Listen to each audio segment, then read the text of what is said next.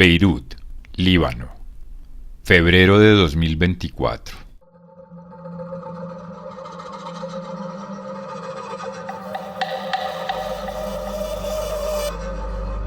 Cuando pensamos en campos de refugiados, lo primero que se nos viene a la mente son carpas de las Naciones Unidas organizadas en fila para alojar desplazados víctimas de conflictos armados, desastres naturales o por sucesos infortuitos. Pensamos en campos donde las familias comparten baños, donde reciben ayudas humanitarias, donde se aguantan hambrunas, frío, donde por lo general los servicios escasean y las enfermedades proliferan. Esto es lo que imaginamos cuando pensamos en un campo de refugiados. Sin embargo, en Beirut son algo completamente distinto. ¿Cómo son y cómo se formaron? A eso vine precisamente a investigar.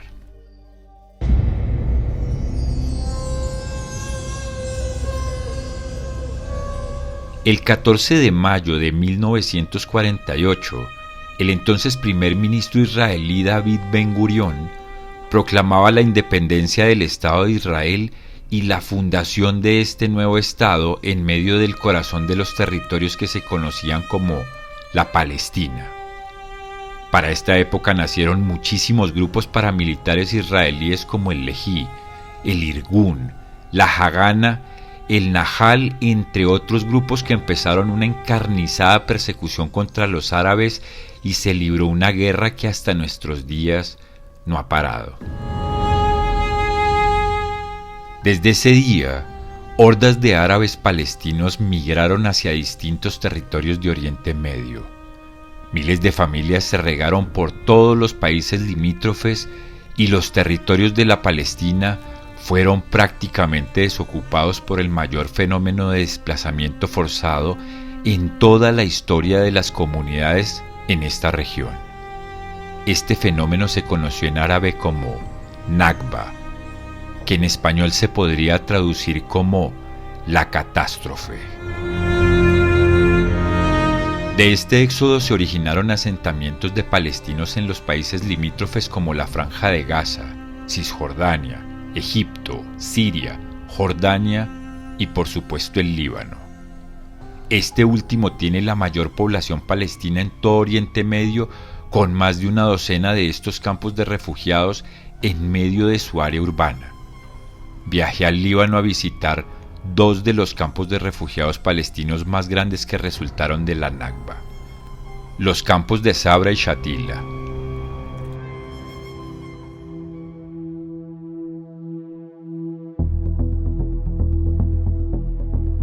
La mañana del 20 de febrero a las 8 de la mañana, tomé una camioneta en una avenida con mucho tráfico frente al barrio de Carantina donde me hospedaba en Beirut.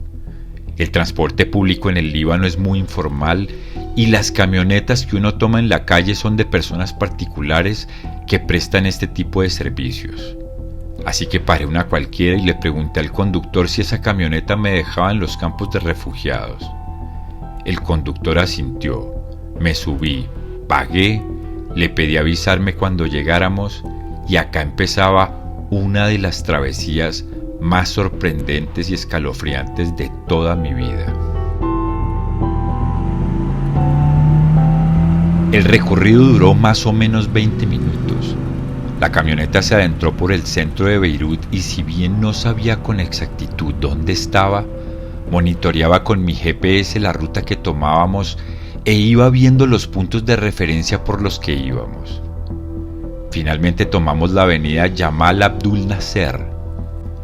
Esta es una avenida arteria de muchísimo tráfico y el punto donde debía bajarme. Lo sabía con mucha antelación. De pronto el conductor paró y me indicó que habíamos llegado. Me señaló con su mano que allí estaban los campos. Me bajé y frente a mis ojos estaba lo que venía buscando: los campos de refugiados palestinos de Sabra y Shatila.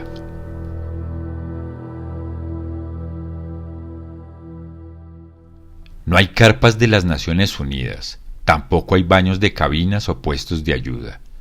No es un espacio independiente, No hay un punto donde se surta agua o gente buscando comida como sucede un día en Gaza.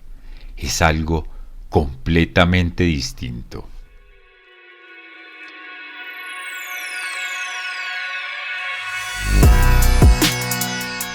Al llegar no encontré un campo de refugiados como lo imaginaba. Encontré un barrio, una población asentada en el corazón del centro de Beirut que se fue construyendo año a año y que como una colcha de retazos creció formando lo que soy.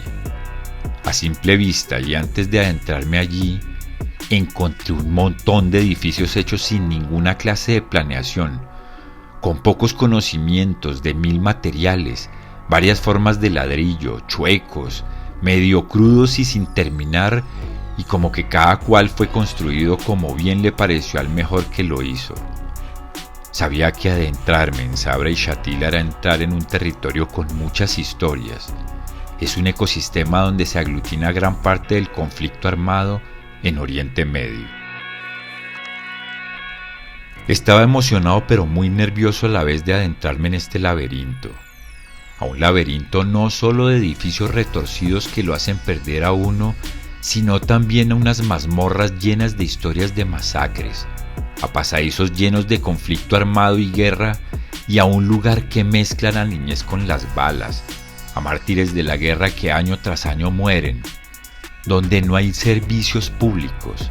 Es un sitio donde el tráfico de narcóticos y los niños van de la mano, las armas, la pobreza extrema, la guerra y entre toda esa mazamorra de problemática social conviven grupos como Hamas, Hezbollah, Fatah, la OLP, la Guardia Revolucionaria Islámica y decenas de cientos de milicias chiitas y sunitas, pequeñas células beligerantes e incluso acá hay casos de ataques del mismísimo Daesh, o lo que se conoce en Occidente como ISIS, o Estado Islámico. Si bien estos antecedentes me causaban ansiedad, muchísimo temor, duda y muchísimo miedo, fueron las razones que más me motivaron para viajar a estos campos de refugiados. Prendí una pequeña camarita que tengo, la monté oculta en mi hombro y aquí empezaba esta crónica.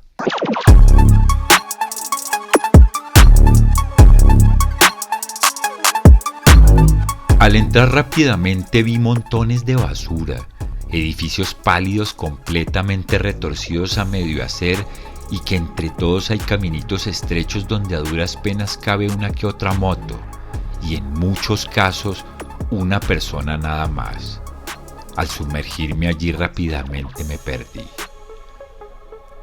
No sabía para dónde iba porque no hay un recorrido lógico y lo único que uno encuentra son recovecos y más recovecos, pasadizos perdidos. Puede uno subir y bajar, caminar sin sentido, llegar a un callejón sin salida o simplemente llegar a alguna parte sin saber dónde estaba, e incluso entre esa claustrofóbica caminata sentía miedo de sentirme completamente solo en semejante patético sitio.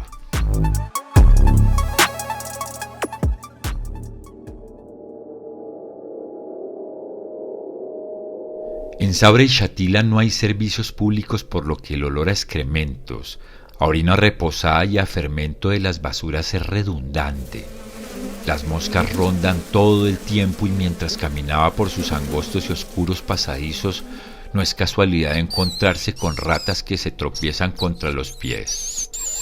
Aparte, el servicio de electricidad es completamente intuitivo y hay cientos de miles de cables que van de techo en techo, de un lado para otro, y son miles de kilómetros de cables surcando el cielo de Sabra y Shatila sin ninguna clase de precaución, por lo que cuando llueve, una que otra persona muere electrocutada y al año son centenas los muertos.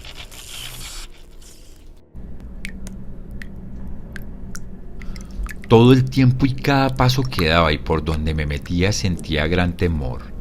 Ver a Yasser Arafat, a Hassan Nasrallah y al Ayatollah Khomeini por todo lado y sentir que todos esos olores mezclados con tanta historia de muerte es algo que lleva los nervios de punta.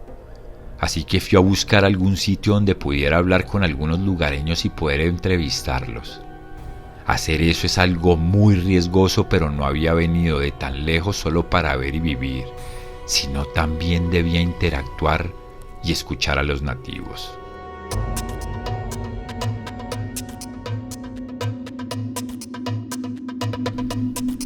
Encontré 3 señores ya algo mayores sentados tomando té y fumando shisha. Les hice cara y les sonreí como tratando de romper el hielo y muy amistosamente me invitaron a sentarme y me fueron sirviendo té. Me preguntaban que de dónde venía y les causaba muchísima curiosidad verme allí en Sabra y Shatila. Les dije que de dónde venía y les manifesté mi interés por este lugar por varias razones. Pronto entré en confianza, pero pese a eso, cautelosamente abordaría todo lo que quería saber y ahondaría en la medida de lo posible. Mis preguntas serían complicadas, pero a eso venía.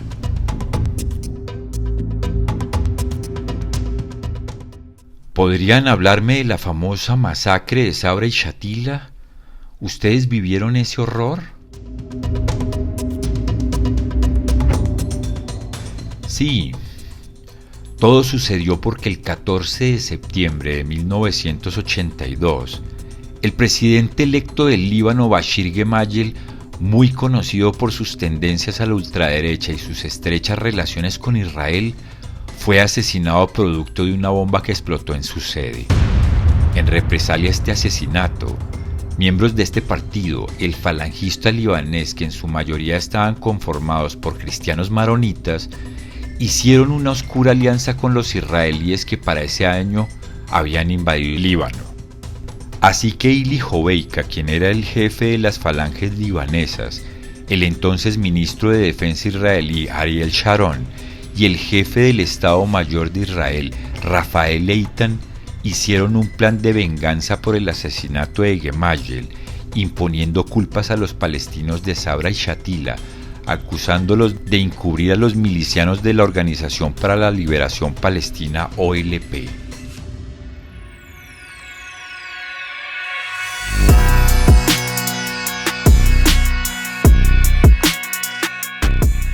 Fue así como entre el 14 y el 18 de septiembre, el ejército israelí rodeó completamente a Sabra y Shatila para que nadie interviniera, y montones de escuadrones falangistas entraron con pistolas, cuchillos y hachas y durante 3 días masacraron gente por todos los recovecos y pasadizos de los campos.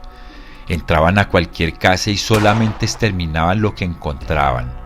Al terminar todo este horror y en la mañana del 18 de septiembre de 1982, salimos de las casas y encontramos cadáveres botados por cualquier parte. No sabemos bien el número de muertos, pero alrededor de 3.000 personas fueron masacradas. Muchos perdimos familiares y 2 de nosotros perdimos hijos y varios amigos fueron asesinados. En Sabra y Shatila, cada familia perdió algún miembro esa noche. Así fue como los falangistas, respaldados por el Estado israelí, cometieron este acto y que incluso la Asamblea de las Naciones Unidas lo catalogó como un acto de genocidio, y lo peor es que los autores de este asesinato no estaban allí ni tampoco eran palestinos. Fue planeado y ejecutado por una milicia siria, así que todo lo sucedido acá fue una masacre de inocentes. Mientras me narraban, hacían pausas como remembrando ese horror, y mientras pensaban, en mi mente retumbaba la letra de la canción del cantante Alberto Cortés, ese argentino que se atrevió a decir: ¿dónde estaba Dios cuando la gente fue sometida a hielo en las pupilas? Letra de su canción A Sabra y Shatila, basada en el horror de esta población que vivió semejante catástrofe. Un acto de infamia contra el pueblo desplazado y que vive en la situación más precaria.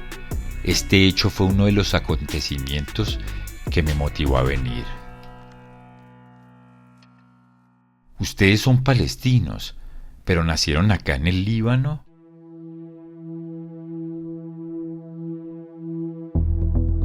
Sí, somos palestinos nacidos acá en el Líbano. El hecho de nacer acá no nos da la nacionalidad libanesa. La nacionalidad no se pierde y nuestros hijos tampoco tendrán la nacionalidad. Los palestinos esperamos volver a nuestras tierras para volver a construir nuestro pueblo. ¿Es posible acceder a servicios de salud, de trabajo y a todo lo necesario? No, de ninguna manera.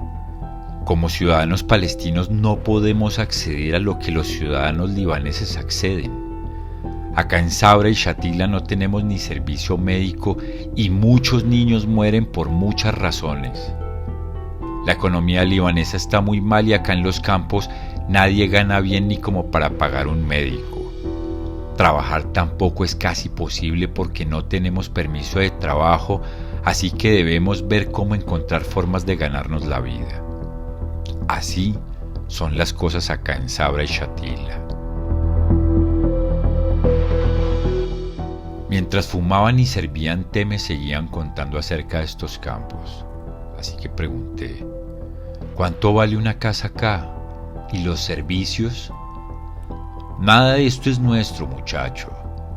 Nadie puede comprar acá porque no tenemos documentos legales, así que no es posible. Nos toca pagar arriendos costosos y los servicios públicos no se pagan. La luz la tomamos de cualquier fuente y el agua en su mayoría viene del mar y por eso muchos sufren de los riñones y del hígado. Cocinamos con gas que compramos a las afueras del campo. Esa es la vida acá en Sabra y Shatila, muchacho.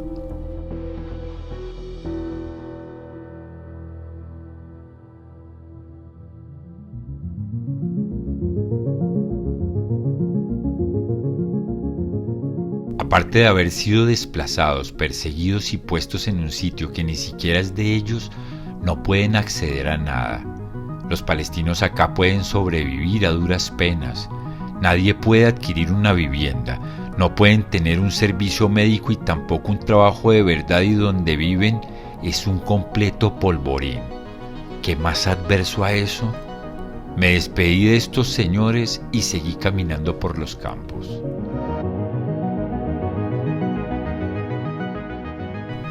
Me perdí entre el techo de cables de electricidad que entreteje los techos de las casas, entre charcos de aguas negras emposadas de cuando en cuando a mis pies y entre tantos pasadizos. En algún momento me sentí perdido. Estaba solo entre pequeños espacios donde a duras penas cabía yo. Me sentaba a escuchar el silencio y a masticar la idea del sitio donde estaba, el riesgo en el que me encontraba y el peligro que me acechaba. Sin embargo, eso no importaba porque lo que estaba observando me causaba mucho más impacto. Quizá lo que más me marcó y me causó mayor impacto fue quedarme de pie frente a una escuela de la Agencia de las Naciones Unidas para los Palestinos Refugiados. Los niños salían de allí riendo y jugando como cualquier montón de pequeños, pero singularmente todas las paredes de la escuela estaban empapeladas de propaganda de muchas milicias con imágenes de soldados encapuchados, con fusiles y armados hasta los dientes, con banderas de Israel sangrando, y frente a todo esto, un grupo de muchachos que a ojos de todos fumaban hashish mientras traficaban con opio y cocaína. Al menos eso fue lo que alcancé a ver y fue una escena completamente patética que estremeció todo mi ser. Así es todo aquí, en Sabra y Shatila.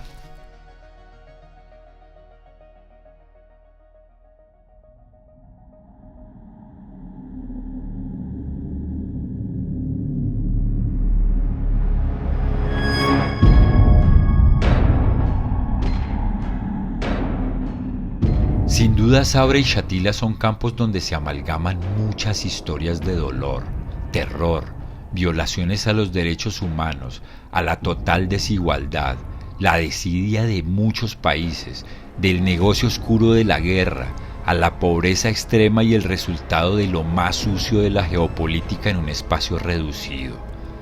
¿Qué esperar que nazca de allí? Había visto lo que quería ver y estos campos fueron más impresionantes de lo que pensé. Mis expectativas y mi imaginación fueron muy inocentes frente a lo que vi y recorrí. Y al final caminaba completamente aturdido, muy confundido y lleno de tristeza. Mi cámara había grabado todo, las imágenes de los recorridos de la masacre, la pobreza, el olor a pólvora, la guerra inminente, a todo el dolor, al abandono y a la sobrevivencia en unos campos que nacieron del desplazamiento forzado y producto del conflicto, y que en el tiempo el único fruto que dan es el de la guerra, las balas, las bombas y finalmente la muerte. Apuntes de viaje. Campos de refugiados de Sabra y Shatila, febrero de 2024.